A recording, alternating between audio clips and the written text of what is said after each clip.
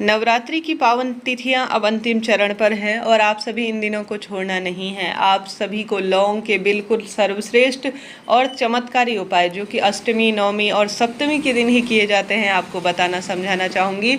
आप किसी 3 तिथियों में से एक तिथि पर चुनकर अपने भाग्य की रेखाओं को प्रबल कर सकते हैं। चाहे तो इन तीनों तिथियों में करें, चाहे तो किसी एक तिथि पर करें, निश्चित ही आपको लाभ होगा। कब कैसे करना है ध्यान से सुनिए और इन उपायों का प्रयोग आप विश्वास से करें। निश्चित ही आपके जीवन में, परिवार में जो बाधा चल रही है, जो विपदा है, जो कष्ट है, उसका निदान होगा और हमेशा ही खुशियां आपके घर पर आगमन होगी। तो कमेंट्स में जय माता दी या महादेवी का स्मरण या आप महादेव का स्मरण कीजिएगा। दोनों शिव शक्ति हैं और अपने आप में परिपूर्ण हैं, तो आप सभी आवश्यक रूप से लिखिएगा।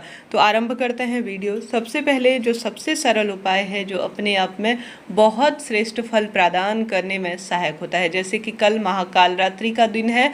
कहा जाता है माँ काल रात्रि सभी तरह की दुख, दरिद्रता, परिवार की परेशानियों को दूर करती है। तो यह उपाय जो है सर्वश्रेष्ठ स्वरूप में जाना जाएगा। कल शिव शक्ति का दिन भी है, तो इस दिन को कैसे भूला जा सकता है। यह दिन चमत्कार के स्वरूप में आपके परिवार में खुशियां भरने में सहायक होगा। आप सभी को आवश्यक रूप से अपने घर में विशेष तौर पर पहला लौंग का उपाय बताना चाहूँगी। अपने हाथ की हथेली में आप सभी को 7 लौंग रख लेनी है और साथ ही 1 काली मिर्च और थोड़ा सा काले तिल भी रखनी है। कालरात्रि देवी मैया का जो स्वरूप है वह विकराल और काला स्वरूप कहा गया है। उनकी खुली हुई जटाएं हैं, बिखरे हुए बाल हैं और उन्हें आवश्यक रूप से कहा जाता है कि विशेष तौर पर माँ को गुड़ अत्यधिक प्रिय है। तो संभव हो तो माँ को आप गुड़ का भोग किसी मंदिर में या घर के मंदिर में जरूर से लगाएं। महादेव का दिन है तो पूजन पाठन में अपना समय व्यतीत जरूर से करें। तो इन उपायों को आप 3 दिनों में से किसी एक दिन कर सकते हैं, लाभ मिलेगा आपको। अपने हाथ की हथेली में 7 की संख्या में लौंग, 1 जो है काली मिर्च लेनी है और थोड़ा सा 1 चुटकी काले तिल लेने हैं।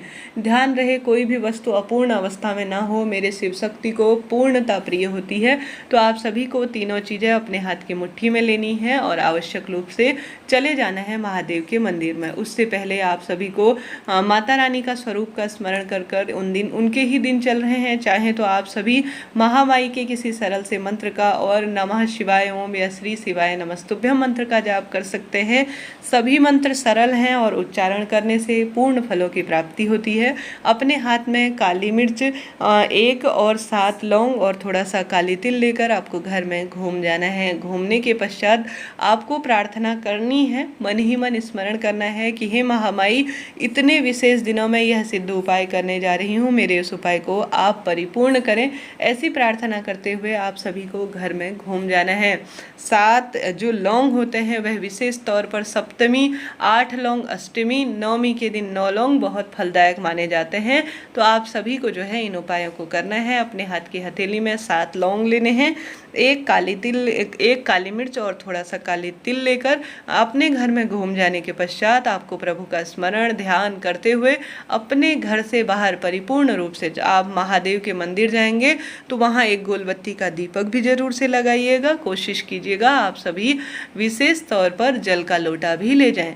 आप सभी को क्या करना है, जो है माता रानी का स्मरण कर कर महादेव के मंदिर में जाना है। वहाँ पर आप सभी को शिव मंदिर पर यह सभी चीज़ें शिवलिंग के ऊपर समर्पित कर देनी है, या शिवलिंग पर समर्पित ना करने दे तो आप सभी शिव पर चौखट पर भी यह चीज़ समर्पित कर आ सकते हैं। इससे मेरी माता रानी तो प्रसन्न होती ही हैं, महादेव भी प्रसन्न हो जाते हैं। विवाह की अड़चन, परिवार में हाइटो, किसी का कोई दिक्कत की बात या कोई भी बुद्धि भ्रमित है, परिवार में शुभ काम होते ही नहीं है, वास्तु दोष है, पितृदोष है, काल सर्प दोष है या कोई ऐसी ऊपरी बाधा है जो परिवार में सब तरह की रोक लगाए हुए हैं, तो उनका निदान होना ही है और कष्ट संकट सदा सर्वदा के लिए खत्म होगा। तो करके देखिएगा, विश्वास से किया गया काम कभी खाली नहीं जाता। तो यह कार्य आपने कर लिया। बढ़ते हैं दूसरे सरल से उपाय की तरफ। कोई चीज़ पूछनी हो, समझनी हो, जहाँ पर आप अटक रहे हो तो पूछ लीजिएगा। जैसा कि मैंने आप सभी को विदित कराया, अगर आप जल का लोटा ले जा रहे हैं तो शिवलिंग पर समर्पित करें। 4 पहर शिवलिंग का जलाभिषेक किया जा सकता है, कोई दिक्कत की बात नहीं है। गोलबत्ती का घी का दीपक लेकर गए हैं तो आप महादेव की इससे आरती भी कीजिएगा। यह प्रभाव अपने आप में चमत्कार की तरह माना जाता है, जो कि संकट कष्ट पीड़ा का निदान करने में सहायक है। तो इन नवरात्रि के 9 दिनों में चमत्कार होते हैं और 3 जो दिन होते हैं ना, यह महामाई को प्रसन्न करने के लिए ही माने जाते हैं। तो यह प्रैक्टिकल आपको ज़रूर से करना है। बढ़ते हैं दूसरे सर्वश्रेष्ठ उपाय की तरफ, जो आप सभी को अभी तक आपने नहीं किया है तो ज़रूर से करना है। आप सभी को आवश्यक रूप से पान का पत्ता लेना है। आप जानते होंगे मेरी माता रानी को अग्नि के माध्यम से पान के पत्ते का भोग दिया जाता है। अगर यह क्रिया आपको नहीं आती कोई दिक्कत नहीं, माँ के मंदिर में जाएं, वहाँ एक पान का पत्ता ले जाएं। अपनी इच्छा शक्ति सामर्थ्य अनुसार आप साधारण सरल तरीके से मीठा पान आप नहीं बना सकते हैं, नहीं यह उपाय कर सकते हैं तो चढ़ाएं, नहीं तो आप उसको विशेष तौर पर माता रानी के मंदिर में या घर के मंदिर में जहाँ पर भी माता रानी की मूर्ति प्रतिमा है वहाँ पर एक पान का पत्ता लेना है और उस पान के पत्ते में गुरुजी कहते हैं शहद लगाना है। शहद लगाने के बाद आप सभी को अपनी मनोकामना कहकर अपनी अनामिका उंगली से या चम्मच की मदद से आप शहद लगा सकते हैं, कोई दिक्कत की बात नहीं है। शहद का भोग माँ को प्रिय है, कष्ट मिटाता है, संकट काटता है और दुख दरिद्रता का नाश करता है। पान के पत्ते में आप सभी को रखना है एक बताशा। बताशा का भोग माँ को सब सुख प्रदान करता है और तृप्ति करने में सहायक होता है। तो आपको पान के पत्ते में एक बताशा रखना है और एक परिपूर्ण लौंग का जोड़ा रखना है। ठीक है जी, लौंग का जोड़ा, बताशा और इलायची जो कि माँ को बहुत अधिक प्रिय होती है, 2 इलायची रखिएगा, 2 लौंग का जोड़ा रखिएगा और बताशा रखिएगा पान के पत्ते में। माता रानी के किसी भी मंदिर में जाकर, कोई सा भी स्वरूप हो महामाई का, वहाँ जाकर अपनी मनोकामना कहकर भोग लगा सकते हैं या घर के मंदिर में भी आप भोग लगाते हैं तो इसे शुभ ही शुभ माना जाता है। अगर आप भोग लगा चुके हैं तो आप सभी के प्रश्न आते हैं कि इसका क्या करना चाहिए। तो यह प्रसाद है, आप इसे ग्रहण भी कर सकते हैं, नहीं तो एक छोटी सी अग्यारी जब अष्टमी नवमी के दिन आपके यहाँ होती है तो उसमें भी आप सभी इसे समर्पित कर सकते हैं। ठीक है जी, यह दूसरा उपाय भी आपका कल्याण करेगा और खुशियाँ भरने के लिए तत्पर रहेगा। तो 2 उपाय करने हैं। बढ़ते हैं तीसरे सरल से उपाय की। यह तीसरा उपाय लौंग का ही है जो कि 3 तिथियों में आपको करना है।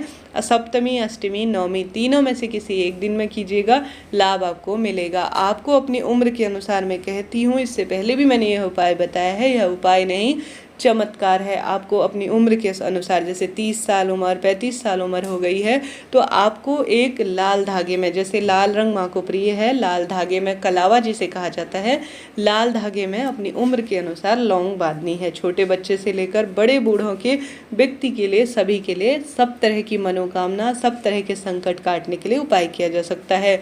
लौंग की माला आपको तैयार करनी है। लौंग को आपको उस लाल धागे में बांधते जाना है। बांधने के पश्चात आप सभी को माँ के गले में महामाई को अपनी मनोकामना कहते हुए लौंग की माला इस चमत्कारी दिन में किसी भी एक दिन या तो माँ के मंदिर में जाकर या घर के मंदिर में आपको लौंग की माला अपनी उम्र के अनुसार लौंग लेनी है। स्पर्श कराकर, अगर बच्चे घर से बाहर हैं तो उनका नाम गोत्र बोलकर जो है आप महामाई के गले में धारण कराकर देखिए, कष्ट न मिटे तो कहना। इस तरह से जानकारी थी, इससे पहले भी चैनल पर वीडियो आ चुके हैं।